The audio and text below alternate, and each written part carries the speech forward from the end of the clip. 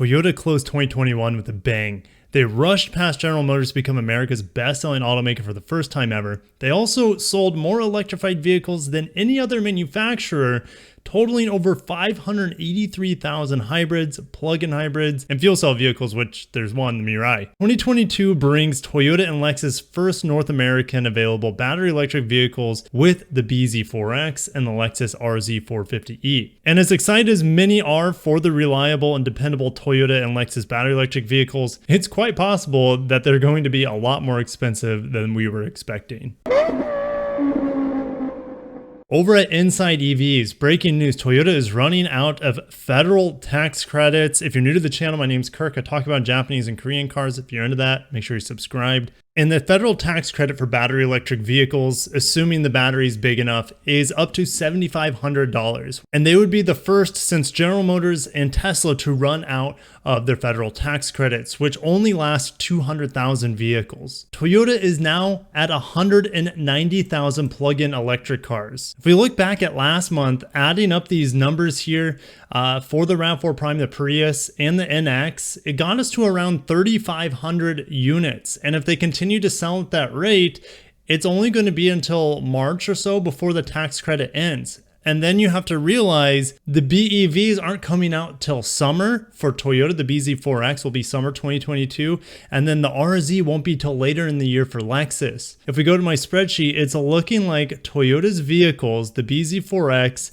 might not have the $7,500 tax credit, reducing the price from what I'm expecting to be $40,000 down to $32,500. So if you want the BZ4X and you want the tax credit, you might have to go get the Subaru Solterra. It's the same thing as the BZ4X, but Subaru has pretty much all their tax credits. They've had the Crosstrek plug-in hybrid, which is sold in extremely low volume, so they're going to have full tax credit. Nissan is probably also going to run out of their tax credit before the Ariya comes to market, which is going to make the Ariya much more expensive, which was already struggling with its MSRPs without the tax credit. So if you take it out the tax credit, the Ariya is pretty darn expensive compared to its next rivals. Now, the current administration wants to change that. So just because the current allocation of tax credits are ending for many battery electric vehicle automakers, it looks like the administration is trying to bring back tax credits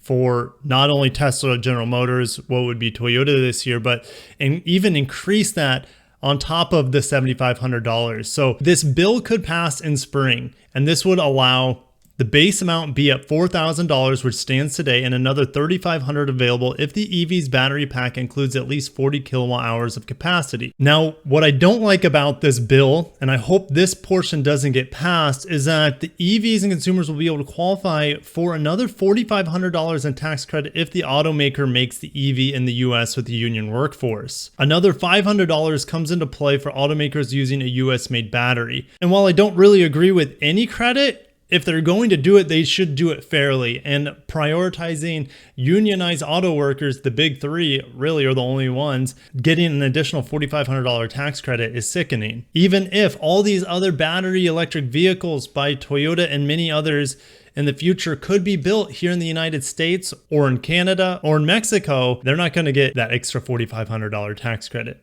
And if the $7,500 portion gets reinstated, it would affect Tesla as well as General Motors, giving them the credits that they've lost the last 2-3 years. But if Elon Musk is even saying he wants nothing to do with tax credits, he wants the market to dictate who succeeds and who doesn't, that should say something. But don't worry guys, I'll keep you up to date on what the government decides to do with these tax credits and how it's going to affect the BZ4X, the Lexus RZ, and many other manufacturers' cars as well, potentially the Nissan Ariya. But we have other battery electric vehicle news to go over today, and we're going to go to Honda. Honda is a Dongfeng to build a dedicated electric vehicle production plant. Of course, this is in China. The new EV plant will conduct complete processes for EV production, including stamping, welding, painting, assembly, and complete vehicle inspection. I don't expect any of those EVs built there to be available in America. I'm 100% positive that this sort of investment is for the Chinese market only. We know that the first EVs coming for Honda and Acura are going to be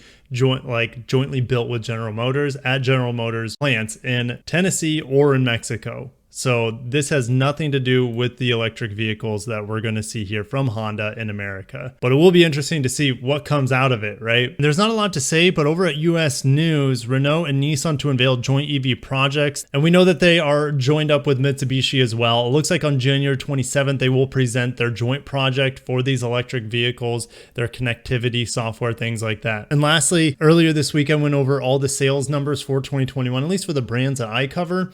Mazda, at the time of the recording, Mazda hadn't posted their sales numbers. So I'm going to go over this real quick with you guys to end it. Mazda achieved its best year in sales since 1994 with a total of 332,000 vehicles sold in 2021. And they have some other highlights, but I'd rather just go down to the graph here to kind of compare where they were a year ago. Month to date was pretty much awful for most manufacturers. I think Ford weathered the month of December pretty well and even the fourth quarter pretty well. But month to date was pretty bad for most companies. Mazda, you see all the red here, is definitely one of them. MX-5 had a rough time. Mazda 6, rest in peace. Mazda 3, wow, getting walloped nearly 40% down versus 2020. CX-3, rest in peace. They didn't sell a single CX-3 in December. They're probably all gone at this point.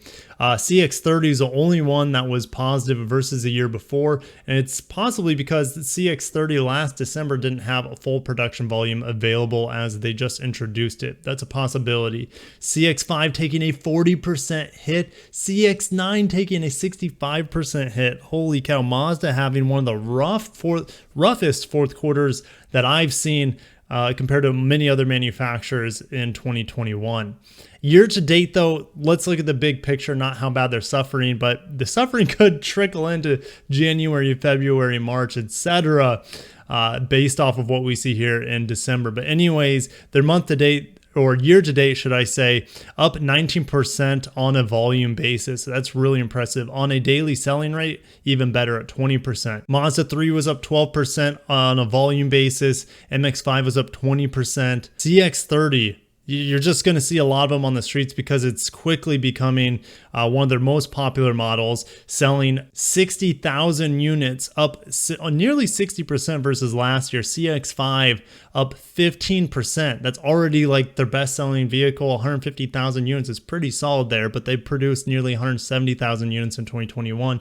CX-9 up 25%, that old aging 3-row crossover, still doing really well for them, up 25%. It's really impressive. MX-30, they sold a total of 181 of those electric 100-mile range crossovers, probably mostly to Mazda employees. I don't know. It's just such a tough sell when there's so many other better EVs out there. But maybe they got a good deal because some of those other EVs are better and more competitive, especially when you consider the pricing and the range of this thing. Maybe that they couldn't get the EV they wanted, so they settled in the MX-30. I don't know. But anyways, guys, I'm going to end it there. Are you worried about the tax credit situation for Toyota and Nissan and many other manufacturers? Or do you think they got it under control? There's going to be a new boost to the EV incentives. I think that there will be. I don't think there's really anything to worry about here. I think Lexus, Toyota will both receive their $7,500 tax credit. I just don't want to see the union tax credit come into play to help out Ford, Chevy, and Dodge unnecessarily. And if Tesla gets the credits back, I would be interested to see if their prices would go up as a result because they change their prices quite often. But anyways, guys, I'm going to end it there. I'll see you down in the comments below. Smash the like button if you haven't, and if you made it this far in the video, I would appreciate it. Catch you in the next video as always. Peace out.